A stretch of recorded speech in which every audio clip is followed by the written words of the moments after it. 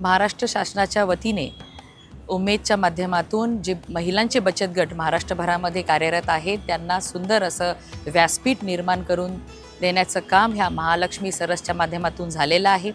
ग्रामविकास मंत्री जयकुमार गोरे भाऊंचे मी अभिनंदन करते।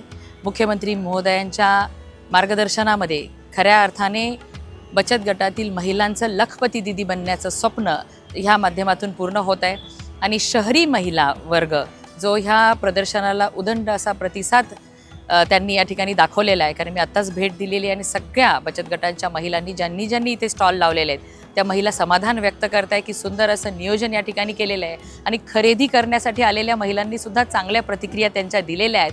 आणि हा प्रतिसाद बघता जयकुमार गोरे भाऊ आपले ग्रामविकास मंत्री त्यांनी ह्या प्रदर्शनीचा 2 मे पासून सुरू झाले ते आता 17 मे पर्यंत चालू ठेवण्याचा निर्णय घेतलेला आहे आणि ह्यामुळे ह्या बचत गटाच्या माध्यमातून स्वतःचं स्वप्न पूर्ण करू इच्छिणाऱ्या आपल्या लाडक्या बहिणींचा विश्वास वाढेल, त्यांच्या कष्टाने आणि प्रेमाने बनवलेल्या वस्तूंची खरेदी करावी जेणेकरून लखपती दीदी ह्या महाराष्ट्रातील आपल्या लवकरच 1 करोड लखपती दीदी बनतील। म्हणून आपल्या सगळ्यांना विनंती करते की 17 मे पर्यंत प्रदर्शनीचा वेळ वाढवून दिलेला आहे। जास्तीत जास्त महिलांनी ह्या प्रदर्शनीला भेट द्यावी।